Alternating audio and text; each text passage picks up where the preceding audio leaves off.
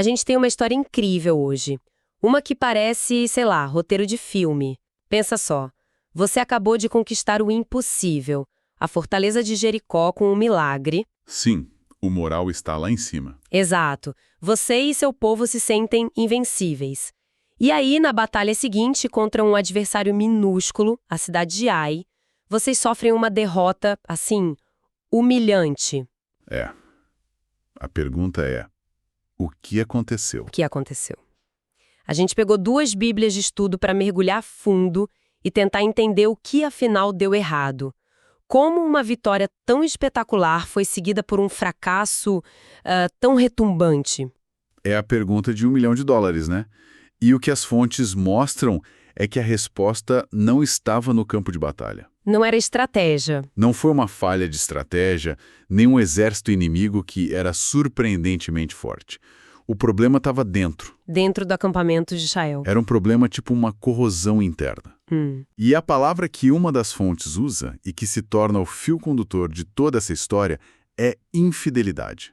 Uma quebra de confiança com Deus cometida por uma única pessoa, mas que, segundo a narrativa, contaminou a nação inteira. É fascinante isso. Como o maior perigo, muitas vezes, não vem do inimigo que você pode ver, mas de algo, dentro de casa. Exato. E tudo começa com essa arrogância pós-Jericó. Depois daquela vitória esmagadora, Josué envia espiões para Ai, e eles voltam com um relatório que soa até displicente. Displicente é a palavra. A recomendação deles é quase um desdém. É tipo, olha, não precisa cansar o povo todo, manda uns 2 ou 3 mil homens, porque eles são poucos. Deixa com a gente. O sucesso anterior gerou um excesso de confiança perigoso, e uma das nossas fontes aponta um detalhe que é um verdadeiro sinal de alerta. E qual é? Em contraste com o planejamento cuidadoso para Jericó, que envolveu obediência, instruções divinas detalhadas, aqui não tem nenhuma menção de oração, nenhuma busca por orientação. Eles simplesmente presumiram que a próxima vitória seria, fácil. Uma presunção que custou caro. O ataque é um desastre completo. Total. Os israelitas não só são derrotados, como são postos para correr. Sim, cerca de 3 mil homens atacam e são forçados a uma fuga caótica. 36 homens morrem. Pode não parecer um número enorme, militarmente falando. Mas o impacto psicológico. Devastador. E aqui as fontes usam uma imagem muito, muito poderosa para descrever o moral do povo.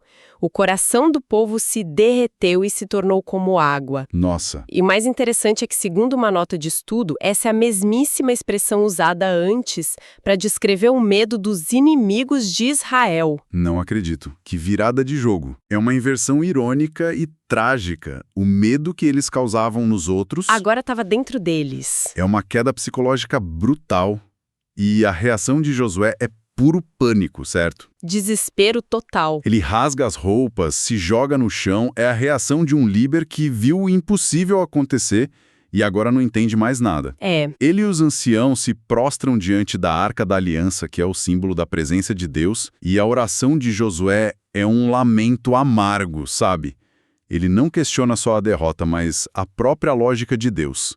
Por que nos trouxe para este lado do Jordão para sermos destruídos? A preocupação dele é enorme. Gigante. É a reputação de Israel e, por extensão, o nome de Deus. Ele teme que os cananeus, ao verem essa fraqueza, ganhem coragem e simplesmente aniquilem o povo dele. E a resposta de Deus não é exatamente um abraço de consolo, pelo que eu entendi. Longe disso. A resposta é um choque. É uma ordem curta e grossa. Levanta-te. Direito assim? Direto. Deus basicamente interrompe o lamento de Josué e diz que a hora não é de se prostrar e chorar, mas de agir.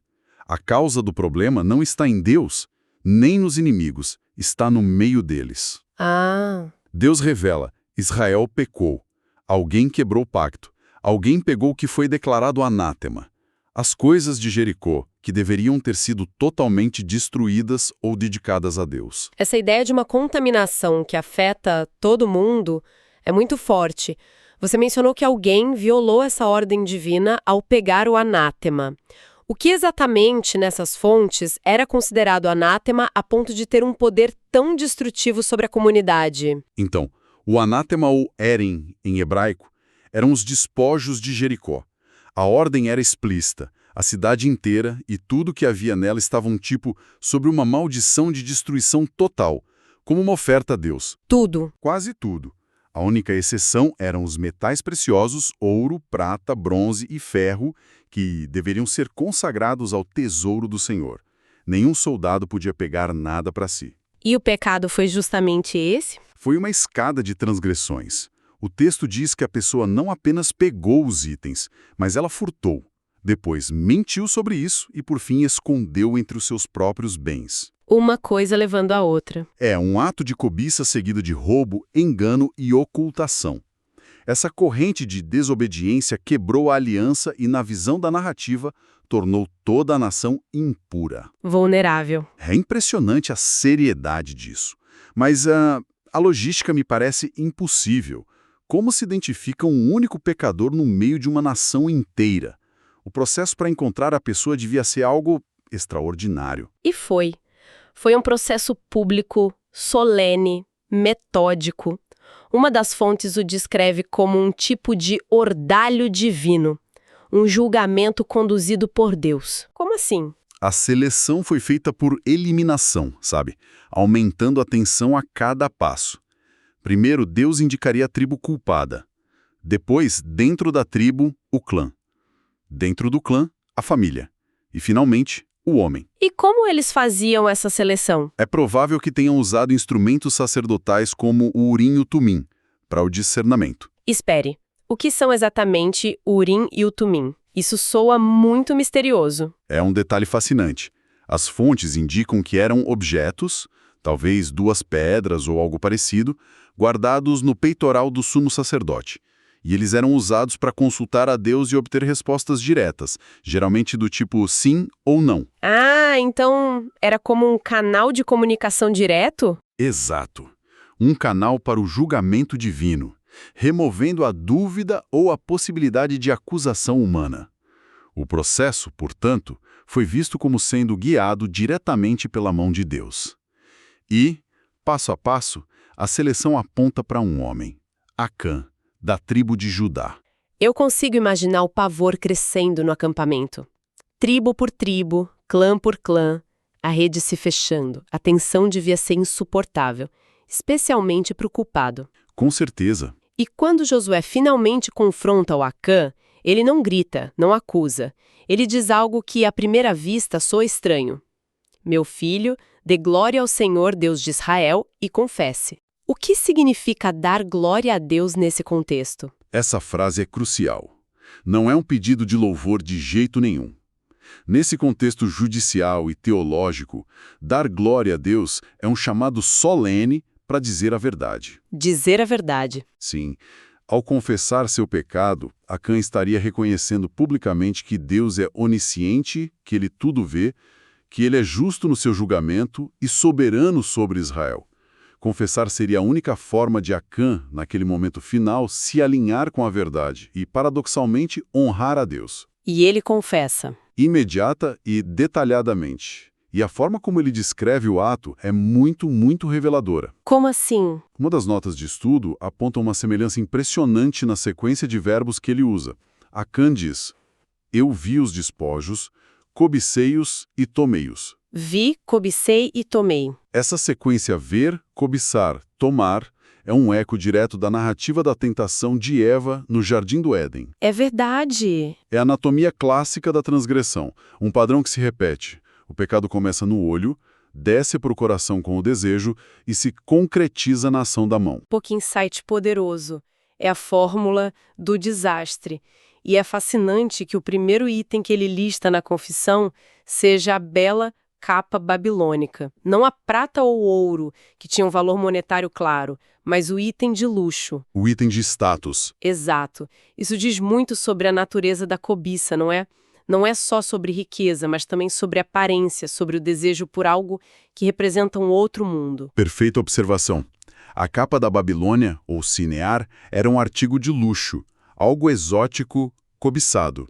Ele menciona isso primeiro, o que sugere que talvez tenha sido o que mais capturou a atenção dele. E o resto? Depois ele confessa os outros itens, 200 ciclos de prata, o que dá uns 2,3 kg, e uma barra de ouro de 50 ciclos, cerca de 600 gramas. Era muito dinheiro para a época. Olha, uma das fontes nos dá um contexto econômico bem útil. Embora valiosos, o valor total da prata e do ouro seria equivalente ao salário de mais ou menos um ano de um trabalhador comum da época. Ah, então não era uma fortuna que mudaria a vida dele para sempre. Não. Era um ganho considerável, mas não absurdo. E isso torna a cobiça dele terrivelmente humana e, ao mesmo tempo, trágica. Ele arriscou tudo e colocou a nação inteira em risco por um impulso de ganância. E a punição que se segue é uma das partes mais difíceis da história. É extremamente severa. Muito. E não se limita a ele. O texto diz que levaram Acã, seus filhos, suas filhas, seu gado, sua tenda, tudo que ele possuía, para um vale. Por que a família inteira? Para uma mente moderna, isso parece extremamente injusto. É, sem dúvida, a parte mais chocante. No local que passaria a ser conhecido como Vale de Acor, todo o povo de Israel apedrejou Acã e a família dele. Nossa! E depois queimou todos os seus bens. As fontes explicam isso dentro da lógica do pensamento antigo do Oriente Próximo sobre solidariedade corporativa. O que seria isso? O indivíduo não era visto como uma unidade autônoma como a gente vê hoje. A família, o clã, a tribo eram unidades.